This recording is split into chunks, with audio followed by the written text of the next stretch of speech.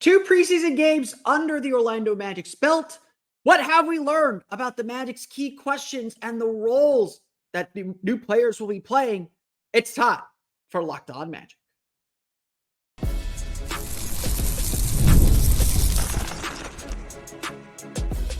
You are Locked On Magic, your daily Orlando Magic podcast, part of the Locked On Podcast Network, your team every day. And you are indeed Locked On Magic. Today is October 13th and will be October 14th, 2024. My name is Philip Rossman-Reich. I'm the senior writer over at OrlandoMagicDaily.com. You can also find me on Twitter at PhilipRR_OMD.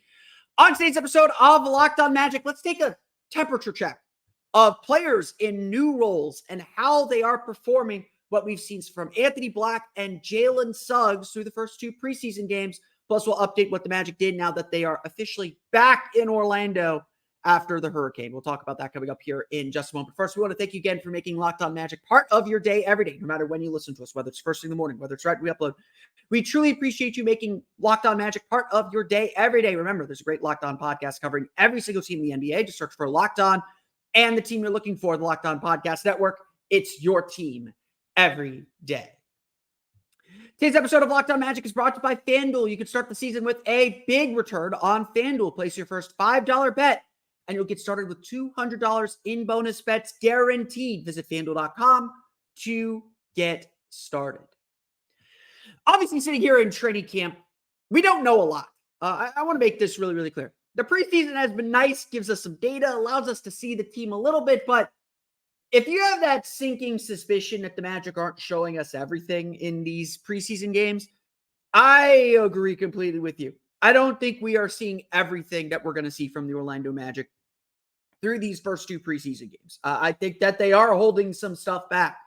And I think that the players are essentially not going through the motions. They're playing hard, but they're not doing everything that they need to do to win. I think I made this reference in the game against Spurs. I felt like the Magic were making good second efforts, but weren't giving the third and fourth efforts that are necessary for an elite defense. But you could see they could clearly make those efforts. Again, I have not seen anything in the preseason so far that alarms me, that really makes me feel like, oh, this team's not ready. I've seen things that are like, okay, they're easing themselves into this thing. They're focusing more on practice than maybe the preseason games, which is what teams do. And while I don't think we're looking at this team outside of maybe Paolo Banchero saying like, oh, there's some really big things coming, the Magic are going to be what they are. They know how to get themselves ready. They know how to play. However, one thing that we do see in these preseason games, or at least one thing that we begin to get a taste of, is how players fit into their new roles. And while a lot of the Magic are the same this year, there are dramatically bigger and enhanced roles. There are dramatically new roles for several players on this team. The Magic are not the same team as they were last year. We'll get to the big ones here, but the big one's obviously the point guard question. It is a driving question for the team. And I mentioned this a little bit on Friday, so I want to bring it back up today. One of the major roles that we are seeing change for the Orlando Magic this season is Anthony Black stepping into a bigger playmaking role. Anthony Black has a lot of eyes and a lot of focus on him because last year, his rookie year was a success. I don't want to paint it as otherwise. He was an excellent defender, someone the Magic trusted, someone the Magic felt like they could throw into games. Now, when it came to the playoffs, when it came to later in the season, yes, his eyes got a little big. He started to look a little bit more like a rookie. But the Magic did a very good job, I felt like, last year, taking this very young, this very raw player and really narrowly defining his role to make him successful. The Magic never asked him to do more than what he was capable of doing. The Magic never asked him to be a leading scorer, to be a high-volume scorer or shooter. They said, hey, we want you to defend. We want you to be open and confident with your shot. But we're going to work on all that stuff. This is a 5-year relationship. This isn't a 1-year deal, even if we need you to give us something immediately. And again, Anthony Black was wildly successful in that role. Having said that, he had a usage rate that was less than 15%. He was a reliable percentage-wise three-point shooter, but everyone understood his shot was something he was still hesitant about. And if you look at the number of touches, you look at everything in his profile, he wasn't a point guard. He was a fifth starter. He was, I love you to death, Mo Harkless. He was a Mo Harkless, standing in the corner, making cuts along the baseline, getting the ball swung to him on threes, and if he felt comfortable enough to shoot it, and an excellent defender. This year, though, the Magic are asking for a lot more from Anthony Black. Whether he's ready for it or not, and the Magic clearly think he's ready for it, they're asking him to be this team's backup point guard. They're asking him to take on this massive role of leading on the ball this second unit. Now, obviously, point guard is a fudgy position with the Orlando Magic. They have Franz Wagner is going to be with that second unit. He's going to have the ball in his hands a lot with that second unit. Cole Anthony is with that second unit. He's going to have the ball in his hands a lot with that second unit. Just like we're going to talk about with Jalen Suggs here in a minute, Anthony Black is the one, but that doesn't necessarily mean he's the full-time point guard. But regardless of how we define that, regardless of how we want to try and say this is what a point guard is, Anthony Black's going to have the ball in his hands a lot more this year than he did last year. And Anthony Black understood this even way back in July in Summer League. He told us before the team left for Vegas that his goal this year was to play off of 2 feet. Now, that is a great shorthand for something AB clearly understands, but that we as the media, as the fans, as whoever, has to decipher what that means. I look at that, and again, I'm a big believer. Let's take their language, let's understand what that means, and then speak their language back to them. That's how we hold them accountable. To me, what AB is talking about there is playing with the comfort and the speed to be explosive. He wants to get down. He told us a million times during Summer League, told us again at Media Day, he's more comfortable on the ball. It was great for him to learn how to play off the ball. But at Arkansas, throughout his entire basketball life, he has been a point guard. And the Magic in his rookie year kind of said, we're not going to have you do that quite yet. We don't quite trust you to do that yet. Or we're not going to give you that responsibility quite yet. Honestly, if Markelle Fultz had been healthy, it's very likely that AB would have spent, I don't think the whole season in the G League, but would have spent some time in the G League to get these reps. He got some of those reps in the regular season. He proved himself to be an NBA player, that he didn't need the G League. And now it's just about expanding this aspect of his game and getting it to an NBA level. Fortunately for the Magic, I think what we've seen throughout the course of the preseason, through 2 games in the preseason, has been an extension of what we saw from him in Summer League. Black spent essentially the entire summer in Orlando. There's so many photos of him in the Advent Health Training Center throughout the course of the week, throughout the course of the summer, throughout the course of the offseason. This is a guy that put in the work in Orlando, at home, did not do anything but live in the gym, it felt like. He did go to the Arkansas-Texas A&M game a couple weeks ago. Before training camp, not during training camp. Black has looked more aggressive. He has looked more under control. He has looked like he understands when to attack and when to pull back, how to change his pace in a way that's better than last year. And the limited clips and the limited things that we could see from Anthony Black, of the way that he played and when he had the ball in his hands, we could see a player who understood when to make the right pass, who could make quick decisions on the run. Like a lot of players, he's comfortable playing at a certain speed, and now it's about learning how to control that speed.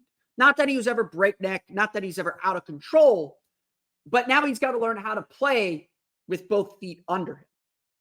And this is ultimately the goal that AB is working toward. And while I don't think he's there yet, and I think he will have some ups and downs through the course of the season because he's still such a young player, he has made progress to get to this point.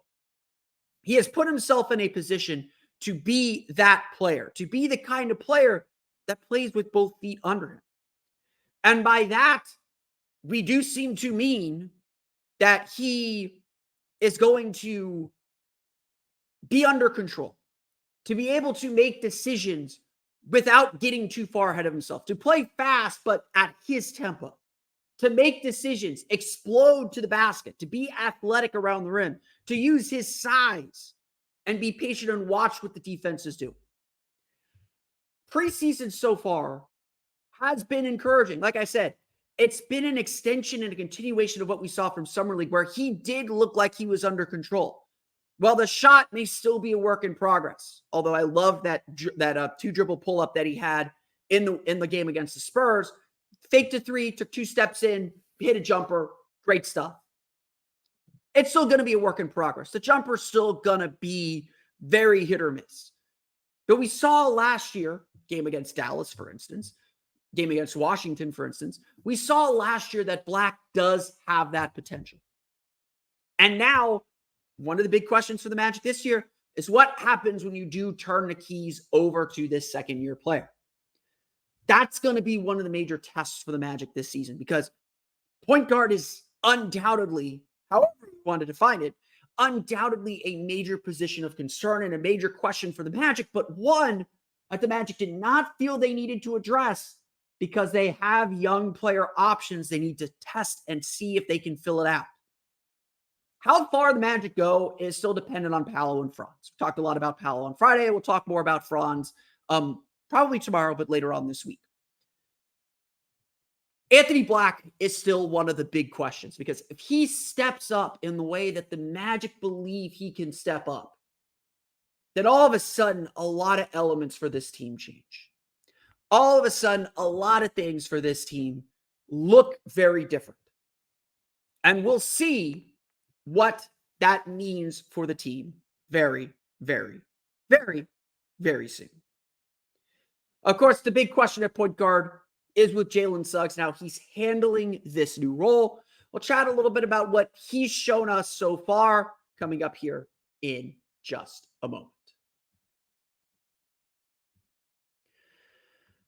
But first, today's episode of Locked On Magic is brought to you by our friends over at FanDuel. Hey, NFL fans, you can start the season. We're not quite halfway through the NFL season, but we're getting there, with a big return on FanDuel, America's #1 sportsbook. So when you get a hunch in the middle of the game, like I'm recording this at halftime of the Bucks game, that there's going to be a lot more scoring in that game, you can check out the latest stats, view live play-by-play, and so much more on the same page where you place your bets. If you want to get a jump start on the NBA season, they have great offers on the NBA already, including over-under on the Orlando Magic's win total at 47.5. The Magic's odds to win the Southeast Division at -140. If you want to get a jump start on NBA Cup group play, on NBA Cup tournament winner, the Magic are sitting, let's see where they're at, plus 2,700 to win the NBA Cup. You can actually get them at, let's see what they're at here, plus 160. Sorry, not plus 160. Sorry. They're at plus 350 to win East Group A in the NBA Cup. Or if you want to get a jump start on opening night, the Orlando Magic are 1-point underdogs against the Miami Heat still, with an over-under of 210.5 as we get to now 10 days away from the Magic's opening night game against the Miami Heat. You can check out all these great offers, and you'll get started with $200 in bonus bets guaranteed when you place your first $5 bet. That's FanDuel.com, America's #1 sportsbook.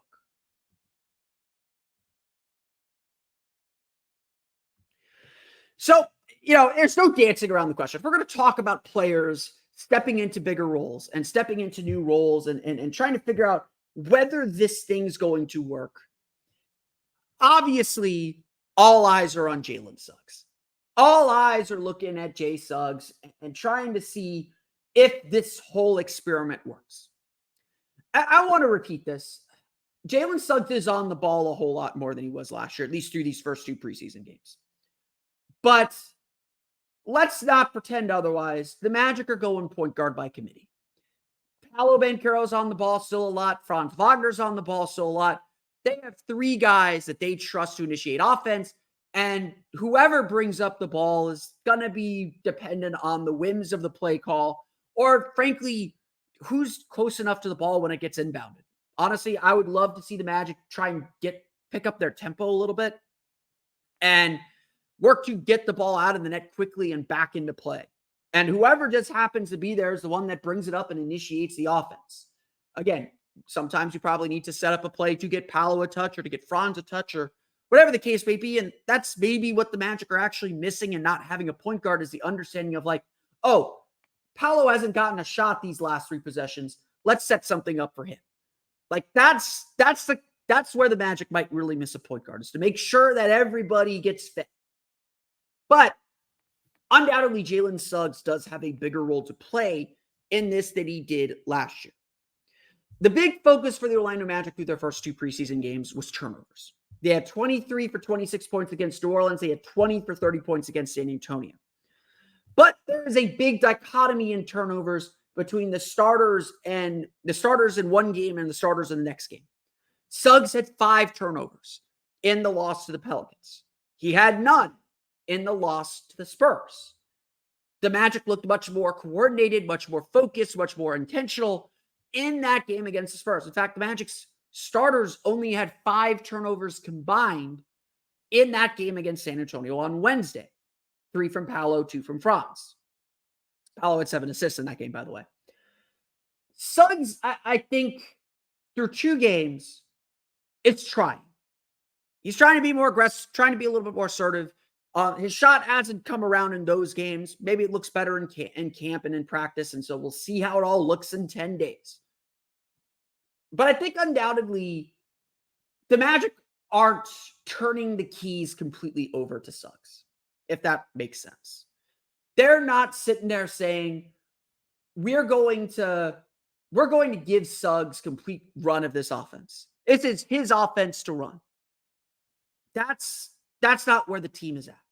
And so if you're hoping, do the Magic need a true point guard, and can Suggs be that true point guard? I would say through 2 preseason games, that has not been the case. That has not been the direction the Magic are heading. That is not the kind of offense the Magic are running. Again, maybe the Magic were never going to run that kind of offense, but they still, I think, need someone who can manage the team. And is that Jalen Suggs? That's maybe something we won't know until the season really begins. But still, it's important to see Suggs be aggressive, and I think he has been. It's important to see Suggs find a shot, which he hasn't so far in the preseason. And it's important to see Suggs keep his turnovers down, which he did on Wednesday, but did not do on last Monday. There are still going to be a lot of questions about the way the Magic are playing and how Suggs fits in and how Suggs elevates this team. It's still going to be a work in progress. And clearly through 2 preseason games, again, unless something's being hidden from us, which maybe it is, through 2 preseason games, none of these point guard questions are going away.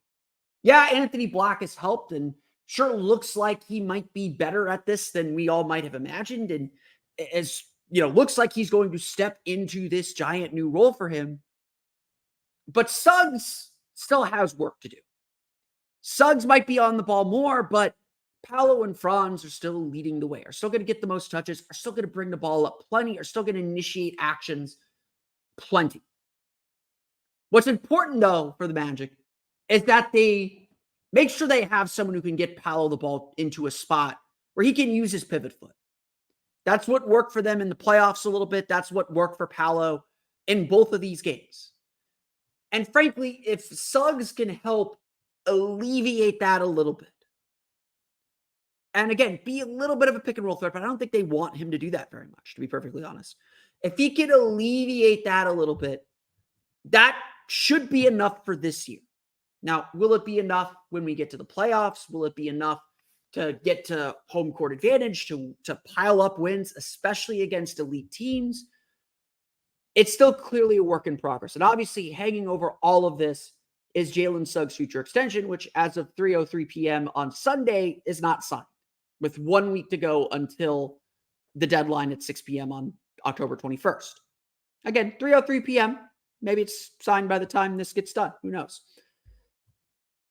Clearly, though, the Magic are still working to figure out how to make all of these roles fit and really how to define the point guard position in a way that makes sense for them, that makes sense for their team. That's something the Magic are still working on. That's something the Magic are still trying to figure out.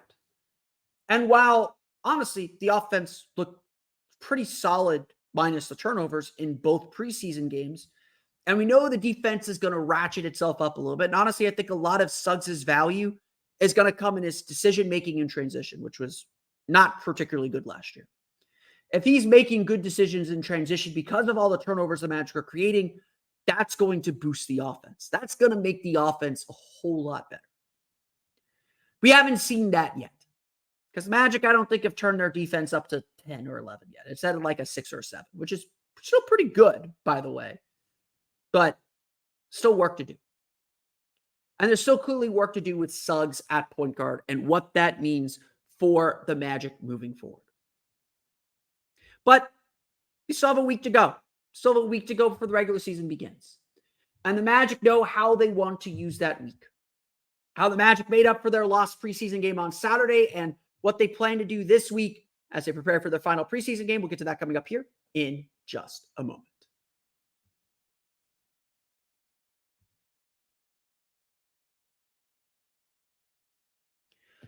The Orlando Magic stayed in San Antonio an extra day. They got an extra day. Tristan da Silva said he went to dinner with Mo and Franz. Very much reported that there are no clicks with this team. Everybody's kind of on the same page with each other. I don't know if they went to the Riverwalk as Mosley suggested after the game and took the boat tour. Highly suggest the boat tour down the Riverwalk in San Antonio. San Antonio is an awesome city.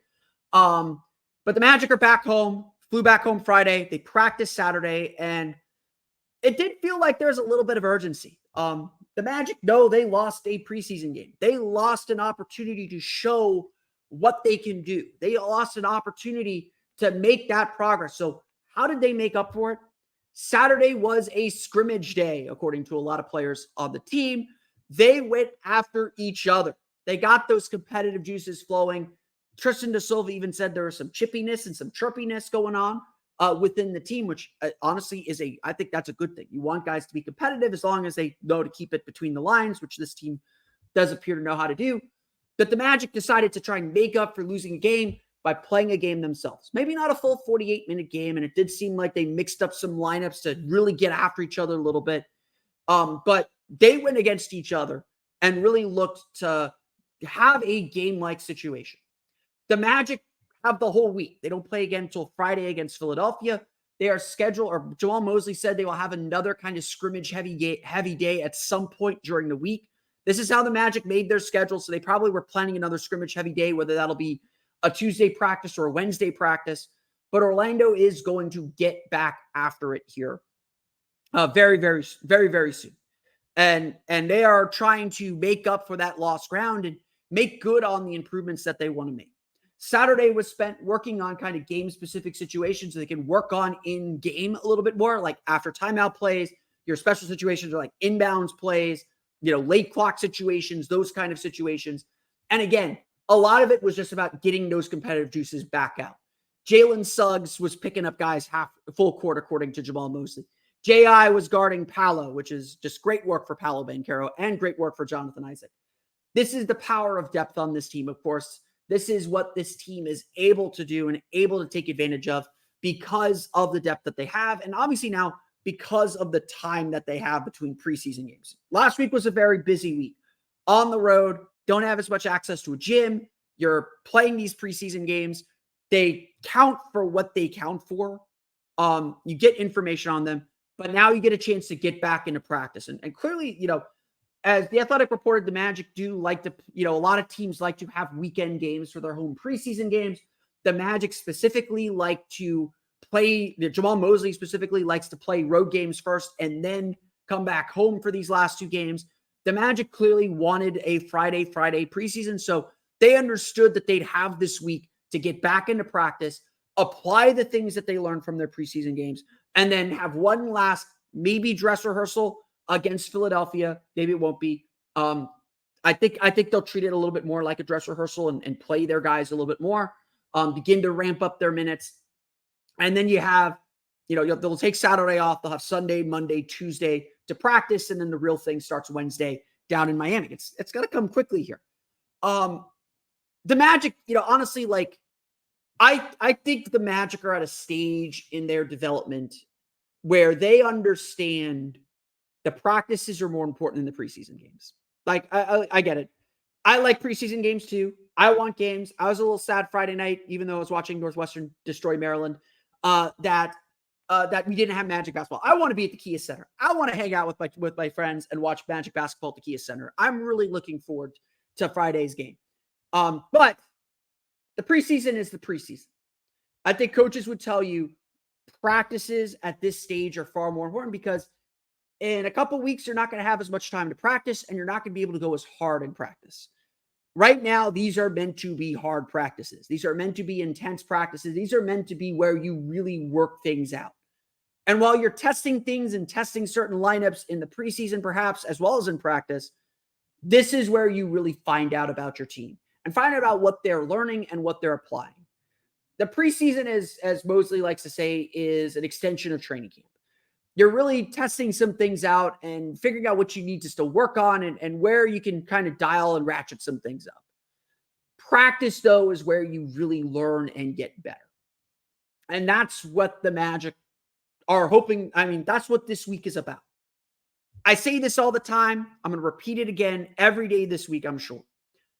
I want to see the Magic get progressively better at each preseason game. I get frustrated when it looks like they take a step back in the preseason. Wednesday was a step forward from Monday. They looked a lot better, a lot sharper, a lot more intense, a lot more intentional in Wednesday's game than they did Monday's game. Now, by the time we get to Friday, maybe this team will be a little worn out. Maybe we won't be able to learn as much because Philadelphia decides to sit Paul George and Tyrese Maxey and Joel Embiid. Who knows?